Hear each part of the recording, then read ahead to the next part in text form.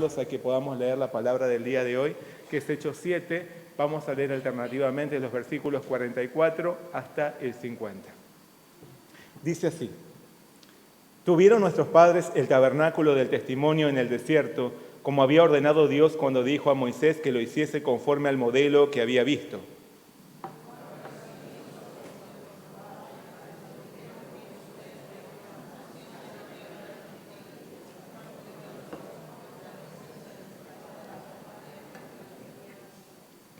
Este halló gracia delante de Dios y pidió proveer tabernáculo para el Dios de Jacob. Si bien el Altísimo no habita en templos hechos de mano, como dice el profeta,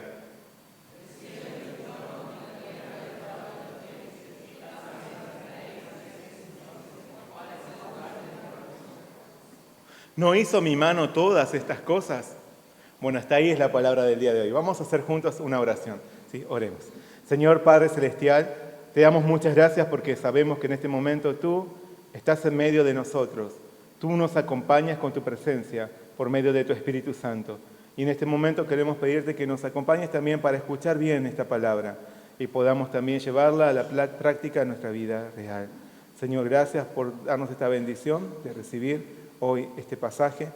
Guíanos, te pedimos en nombre de Jesús. Amén. Vamos a leer el versículo clave del día de hoy, que es el versículo 49. Leamos a una voz. Ya, el cielo es mi trono y la tierra el estrado de mis pies. ¿Qué casa me edificaréis? Dice el Señor. ¿O cuál es el lugar de mi reposo? El cielo es mi trono. Como sabemos, estamos viviendo en una sociedad sumida en el consumismo. Debido a esto, las empresas se esfuerzan por crear alternativas para promocionar sus productos. A fin de vender más, muchos recurren a una buena publicidad o a un empaquetamiento vistoso. Un buen envase pasó de ser un simple modo de preservar un producto a un medio para captar la atención de los consumidores. Es que una presentación llamativa gana la atención de los clientes, gana la preferencia del comprador frente a la competencia. De hecho, en el pensamiento general de las personas está la idea de que algo bueno debe venir en un buen envase, ¿no es así? Así que algo grande solo puede presentarse con lo que es grande y algo imponente con lo que es imponente. Por ejemplo, todos esperaríamos que un reloj caro y de marca reconocida venga en un estuche costoso y delicado, a diferencia del reloj marca Pirulo. Y esto es lo que sucede en la realidad. Cuando un reloj es caro, su estuche también lo es. Y ese estuche vacío, aunque no dé la hora, vale más que el reloj Pirulo. Este mismo concepto de que lo grande merece algo grande y lo imponente debe presentarse en algo imponente, fue lo que hizo que hubiera quienes pensasen que para resaltar la grandeza de Dios había que construirle templos o iglesias enormes, solemnes y muy costosos. Sin embargo, el Dios que eligió un establo para que su hijo naciese, nos dice que Él no habita en edificios hechos por manos de hombres. El cielo es su trono. No hay construcción humana que pueda contener al Dios creador. No hay envase para Dios. Por más vistoso, lujoso o impresionante que sea un edificio, jamás podría ser lo suficientemente digno ni lo suficientemente colosal como para contener la inmensidad y la majestuosidad del Señor. Aún así, Él elige morar en un sitio mucho más singular e indigno. Él quiere morar en nuestro corazón. El cielo es mi trono, nos dice el Señor. El cielo es mi trono. Que hoy nuestro Señor halle morada en nosotros. Que en la intimidad de nuestro corazón obtengamos un punto de encuentro con aquel que creó todas las cosas y quien nos dio la vida. Más que sacralizar un edificio hecho por mano de hombres, procuremos presentarle a Dios un corazón puro y limpio para que Él halle allí su morada y para que nosotros encontremos reposo en su presencia. Amén. Antes quienes lo inculpaban falsamente, Esteban ya había desmentido la primera acusación que le hacían de blasfemar contra Moisés y contra la ley. Por eso ahora se concentra en desacreditar la segunda imputación en cuanto a haber blasfemado contra Dios y contra el templo. Para esto, Esteban presenta un segundo relato histórico relacionado con la morada de Dios. Así, pasó del lugar de adoración desde los tiempos de Moisés a los de Salomón, desde el tabernáculo hasta el templo. Esteban prosiguió su discurso diciendo: «Tuvieron nuestros padres el tabernáculo del testimonio en el desierto, como había ordenado Dios cuando dijo a Moisés que lo hiciese conforme al modelo que había visto. Dios le ordenó a Moisés que le construyese una tienda o tabernáculo de madera y tela que señalase su presencia en medio del pueblo de Israel. Y así Él lo hizo. Ese tabernáculo funcionaba como un santuario portátil en su paso por el desierto, luego de salir de la esclavitud de Egipto y en su camino hacia la tierra prometida. Cada vez que levantaban campamento para trasladarse hacia un nuevo lugar, el tabernáculo era desarmado y vuelto a armar donde se asentaban. El motivo del Señor al ordenar la construcción de esa tienda era claro. Le dijo a Moisés: «Harán un santuario para mí y habitaré en medio de ellos». De este modo, Dios se proveyó de un lugar de adoración y manifestó su deseo de andar entre su pueblo en todo su recorrido hacia la tierra que le había prometido a Abraham. Al mismo tiempo, ansiaba que Israel se sintiese seguro al percibir su perfecta presencia, su perfecta compañía. Por lo tanto, el tabernáculo era el lugar designado por Dios como morada entre su pueblo. Su diseño fue entregado por el Señor mismo a Moisés al mostrarle el modelo del tabernáculo en los cielos. Dios manifestó su deseo de ser adorado por su pueblo y al mismo tiempo manifestó su deseo de habitar en permanente comunión con Él. David alabó al Señor diciendo: «Tú eres santo, el que se sienta en el trono, rodeado por las alabanzas de Israel. Tú eres el santo, el que se sienta en el trono, rodeado por las alabanzas de Israel». En la construcción del tabernáculo, podemos notar que el Señor desea ser adorado por nosotros, pero a su manera, conforme a su diseño, a imagen de la adoración celestial, según sus criterios divinos y no al modo del mundo, reconociendo que nuestra adoración es figura y sombra de la alabanza eterna que ofreceremos en la gloriosa presencia de nuestro Dios. Nuestro Señor quiere ser alabado permaneciendo en medio de nosotros, paso a paso en nuestro andar. Para esto, quiere que lo invitemos a ser parte de nuestra vida cotidiana y allí recibir nuestra adoración. Quiere vivir, quiere andar en medio de nosotros. Por eso, la adoración a Dios implica mucho más que un culto semanal. Es un estilo de vida comprometido. El Dios al que adoramos es el Dios omnipresente, que nos ama y acompaña a todo lugar, ya no con un tabernáculo, sino por medio de su Espíritu Santo, que mora en nosotros, que mora en nuestro interior, que mora en el corazón de todos aquellos que han recibido a Jesús como su Señor y Salvador. Pablo nos dice: vuestro cuerpo es templo del Espíritu Santo, el cual está en vosotros, el cual tenéis de Dios. También nos declara: vosotros sois el templo del Dios viviente, como Dios dijo: habitaré y andaré entre ellos, y seré su Dios, y ellos serán mi pueblo.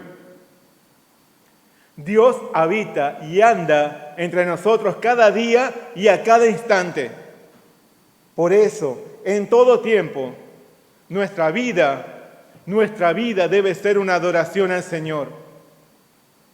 Y la forma en que adoramos a Dios no es solo por cantarle alabanzas, sino también con nuestras acciones y palabras, con nuestros pensamientos y nuestras decisiones. Jesús le dijo a una mujer samaritana: mas la hora viene y ahora es cuando los verdaderos adoradores adorarán al Padre en espíritu y en verdad, porque también el Padre tales adoradores busca que le adoren. Dios es espíritu, y los que le adoran en espíritu y en verdad es necesario que adoren. Tu vida debe ser una adoración a Dios. Tu vida debe procurar alcanzar la santidad del Señor y ser así una adoración a Dios. Una adoración en espíritu y en verdad. No solo intelectual o emocional, sino espiritual. No apoyada en convicciones religiosas o en conceptos morales, sino en la palabra de Dios, que es la verdad. En espíritu y en verdad. Esto era lo que tanto ansiaba David, y por eso exclamó: te alabaré, oh Jehová, Dios mío, con todo mi corazón, y glorificaré tu nombre para siempre. El Señor está buscando verdaderos adoradores. Los ojos de Jehová contemplan toda la tierra para mostrar su poder a favor de los que tienen corazón perfecto para con Él. ¿Será tu corazón perfecto para con Él? ¿Hallarás su favor? ¿Serás contado también entre los verdaderos adoradores que adoran al Padre en espíritu y en verdad? Amén, que así sea. El Señor desea andar continuamente en medio de su pueblo, ocupar el centro de nuestra vida, que lo alabemos constantemente, que recordemos que Él nos ama y nos acompaña en nuestro camino hacia el reino celestial. Para esto, les hizo construir un tabernáculo a los israelitas en el desierto, y al entrar en la tierra prometida, quienes lo recibieron como legado, lo trajeron consigo. Toda la conquista del territorio cananeo fue comandada por Dios, que peleaba las batallas de su pueblo y les daba la victoria. Como señaló Esteban, el Señor le ordenó a Moisés hacer el tabernáculo, el cual, recibido a su vez por nuestros padres, lo introdujeron con Josué al tomar posesión de la tierra de los gentiles, a los cuales Dios arrojó de la presencia de nuestros padres hasta los días de David. Al tomar dominio de la tierra de Canaán, la palabra nos dice que toda la congregación de los hijos de Israel se reunió en Silo y erigieron allí el tabernáculo de reunión después que la tierra les fue sometida. El tabernáculo permaneció en Silo hasta los días de Samuel. Finalmente, el rey David tuvo un profundo deseo en su corazón. Como dijo Esteban, David halló gracia delante de Dios y pidió proveer tabernáculo para el Dios de Jacob. David, un varón favorecido por Dios, anheló construir un templo para que el Señor fuera allí adorado. Sin embargo, Dios le declaró: tú no me edificarás casa en que habite, porque no he habitado en casa alguna desde el día que saqué a los hijos de Israel hasta hoy. Antes estuve de tienda en tienda y de tabernáculo en tabernáculo. Por donde quiera que anduve con todo Israel, hablé una palabra a alguno de los jueces de Israel, a los cuales mandé que apacentasen a mi pueblo para decirles: ¿por qué no me edificáis una casa de cedro? Dios nunca pretendió que los israelitas le construyesen una casa lujosa o especial donde habitar. Él siempre había preferido andar junto a su pueblo de un lugar a otro morando de tienda en tienda y de tabernáculo en tabernáculo. Aún así, frente a David, a quien definió como un varón conforme a su corazón, el Señor se sintió profundamente conmovido por su sincero deseo de proveerle un lugar de adoración. No obstante, le declaró que él no le edificaría casa en que habite. En cambio, le hizo una promesa. Por medio del profeta Natán le aseguró: Jehová te edificará casa. Vos no a él, Jehová te edificará casa. Y cuando tus días sean cumplidos para irte con tus padres, levantaré descendencia después de ti, a uno de entre tus hijos, y afirmaré su reino. Él me edificará casa, y yo confirmaré su trono eternamente. Yo le seré por padre, y él me será por hijo, y no quitaré de él mi misericordia. Conforme a estas palabras, David se propuso construir un templo para Dios, mas Salomón le edificó casa. Salomón, uno de los hijos del rey David, lo sucedió en el reino y concretó el sueño de su padre. Sin embargo, las promesas de un trono eterno no se cumplirían en Salomón, porque estas promesas de Dios se referían a otro hijo. El hijo de David prometido tendría un trono estable.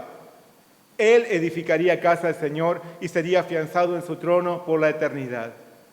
Este descendiente, el hijo de David, se refería al Mesías venidero.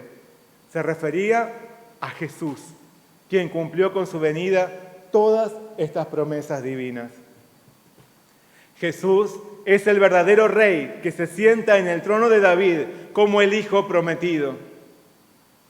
Entre las acusaciones de los falsos testigos en contra de Esteban, ellos aseguraban que él blasfemaba contra el templo y habían dicho: este hombre no cesa de hablar palabras blasfemas contra este lugar santo y contra la ley, pues le hemos oído decir que ese Jesús de Nazaret destruirá este lugar y cambiará las costumbres que nos dio Moisés. En realidad, este testimonio no era falso por su contenido, sino por la interpretación literal que pretendían darle. Porque efectivamente Jesús había afirmado: destruid este templo y en 3 días lo levantaré.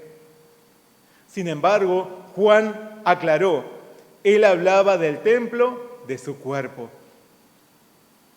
Es que al final de cuentas, el lugar de adoración nunca se refirió a un espacio físico, sino al lugar donde se hallara el Señor. El lugar santo, la tierra santa, siempre se refirió al lugar donde se hallara el Señor. Al darnos acceso al Padre Celestial con su muerte y resurrección, limpiándonos de nuestros pecados que Él mismo cargó en su cuerpo sobre una cruz, Cristo instaló el templo en nuestro corazón. En 3 días. Jesucristo es el Rey eterno que edificó casa estable al Padre Celestial por medio de su encarnación, su vida, su muerte y su resurrección. De este modo, Jesús se manifestó como el Hijo de David prometido.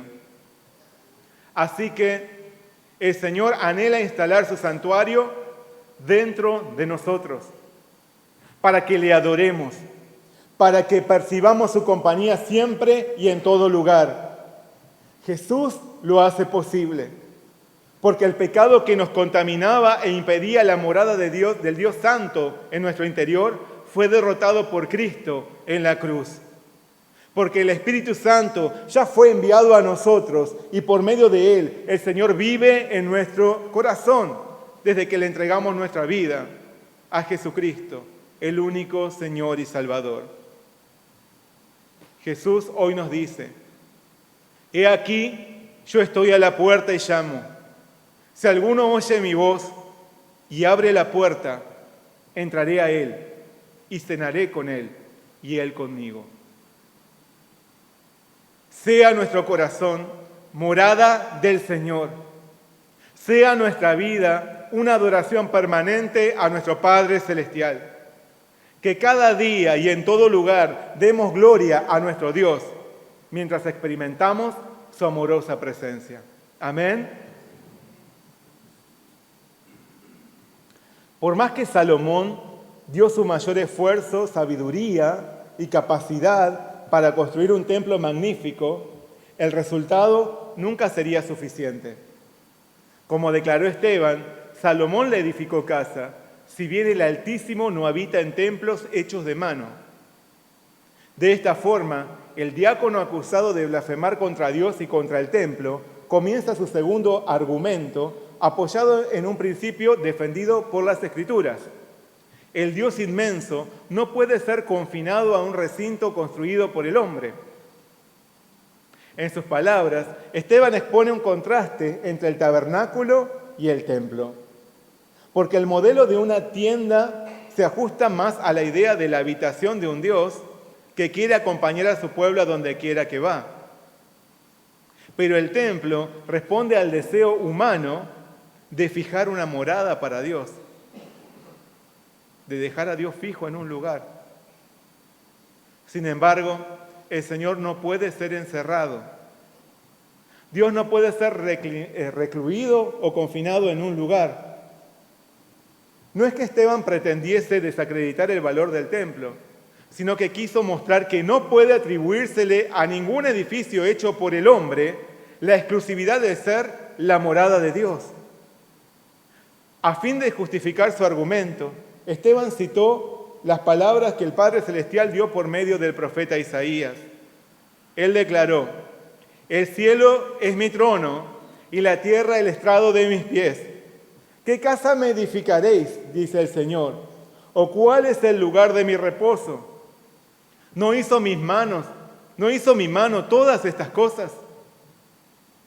El cielo es mi trono, la tierra el estrado de mis pies. Si Dios es aún más extenso que el cielo y que la tierra, ¿cómo podría construir el hombre una casa para él? ¿Cómo podría proveérsele de un lugar de reposo al Creador del universo?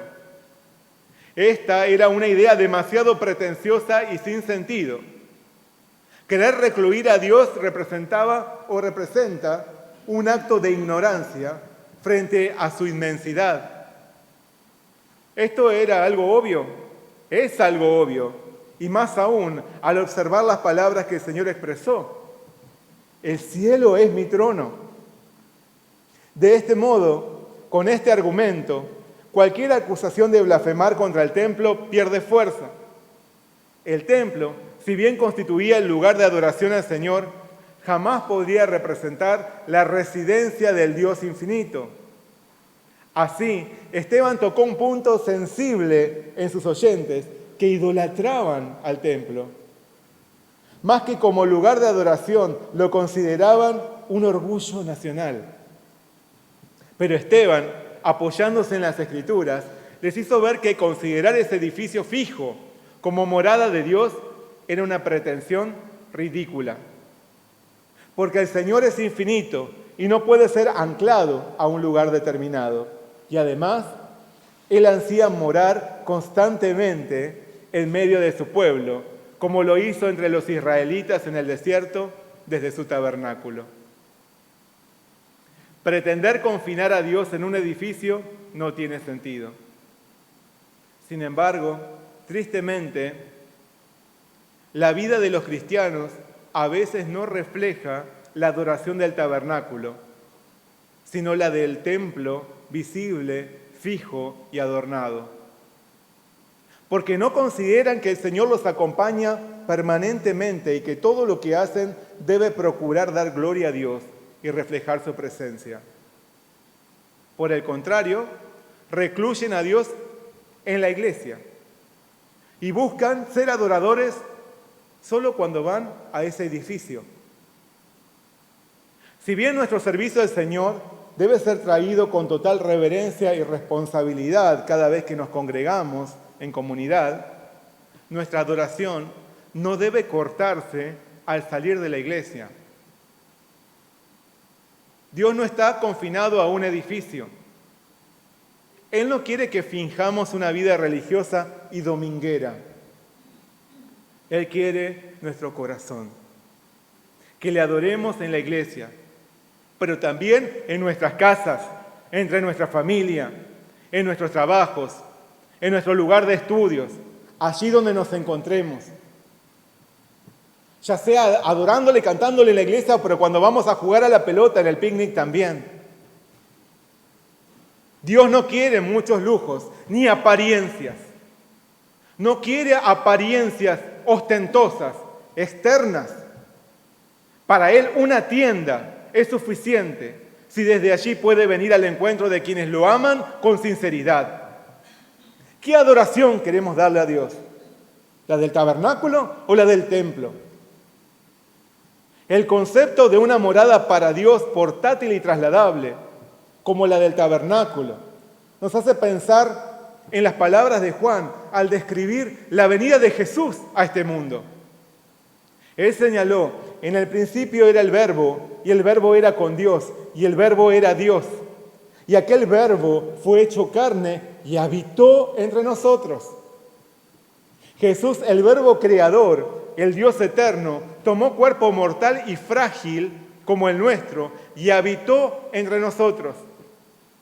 La expresión habitó entre nosotros puede considerarse como hizo morada entre nosotros, o puso su tienda, o acampó entre nosotros. Jesús, el Dios infinito, residió en la tienda de un cuerpo humano, acercándose así a nosotros, moviéndose entre nosotros. Y es más, hoy, para quienes hemos creído en Él, Cristo habita en nuestro corazón por medio de su Espíritu Santo. Ese mismo Espíritu es garantía de una adquisición futura, porque nuestro destino no concluye con este cuerpo terrenal. Nuestro cuerpo, como lo fue el cuerpo adquirido por Cristo en su venida, es una residencia temporal a la espera de una morada gloriosa en los cielos. Pablo declaró, sabemos que si nuestra morada terrestre, este tabernáculo, se deshiciere, tenemos de Dios un edificio, una casa no hecha de manos, eterna en los cielos. Con su mismo cuerpo, Jesús edificó casa al Padre Celestial en esta tierra. Con su mismo cuerpo, un cuerpo frágil, un cuerpo mortal y temporal, un cuerpo que fue flagelado y maltratado, un cuerpo que fue elevado sobre una cruenta cruz, un cuerpo que fue colocado sin vida en un sepulcro, un cuerpo que resucitó glorioso y que nos llena de esperanza de una maravillosa eternidad. En todos los que creemos en Jesús, Dios ha puesto su santuario. Su santuario está en nuestro corazón, donde reside su Espíritu Santo. Y en Cristo tenemos una promesa de un reposo eterno en los cielos, porque no es el hombre quien pueda prepararle al Dios Altísimo una casa para su reposo, pero es el Señor quien nos promete, como a David, un reposo eterno en su presencia. Mientras tanto, a la espera de ese encuentro glorioso, el Señor reside en nuestro corazón. Él nos acompaña y desea recibir continuamente nuestra adoración, no solo de palabras, sino con nuestros pensamientos y con nuestros hechos. Amén. El cielo es mi trono, nos dice el Señor. El cielo es mi trono. Así lo aseguró Esteban ante sus detractores. El cielo es mi trono. Aún así, Él quiere morar en tu corazón. Qué inigualable e incomprensible bendición. Qué extraordinaria obra a nuestro favor. Que el Dios de la inmensidad quiera morar en tu corazón. Jesús nos abrió el acceso al Padre Celestial por su extraordinaria entrega. El Señor ha puesto su Espíritu Santo en nosotros y hoy podemos atesorar su tierna presencia. Busquemos su compañía cada día. Busquemos rendirle adoración con nuestra vida misma, con todo y en todo, mientras esperamos nuestra residencia eterna en los cielos. No recluyamos a Dios en el templo. El Señor no puede ser confinado. No hay envase para Dios, para el Dios infinito. Cristo nos acompaña siempre y en todo lugar, hasta que lleguemos a nuestro reposo en los cielos. Así nos lo prometió Jesús. He aquí, yo estoy con vosotros todos los días hasta el fin del mundo. Amén. Vamos a orar juntos. Señor Padre Celestial, te damos muchas gracias. Gracias porque nosotros reconocemos que tú eres el Dios infinito. El cielo es tu trono, la tierra el estrado de tus pies. Y aún así, tú quieres residir en nuestro corazón. Hoy, Señor, ante la invitación de amor que tú haces a nuestra vida, queremos abrirte la puerta de nuestro corazón para que tú entres y puedas tener una intimidad con nosotros. Podamos tener nosotros un santuario por medio de tu Espíritu Santo edificado en nuestro corazón. Ayúdanos a no ser cristianos solamente en la iglesia, recluyendo tu presencia a un edificio, sino más bien reconociéndote como nuestro Dios real cada momento de nuestras vidas, para adorarte allí donde nos encontremos, en las calles, en nuestras casas, en nuestros trabajos, en nuestros estudios. Allí donde estemos podamos reflejar tu presencia, porque tú no nos abandonas, tampoco nosotros queremos abandonarte a ti. Tú no nos olvidas, tampoco nosotros queremos olvidarte a ti. Señor, ayúdanos a adorarte con adoración de tabernáculo y no de templo. Señor, queremos vivir una vida real en tu presencia. Te damos muchas gracias por todo. Pedimos todo en el nombre de Jesús. Amén.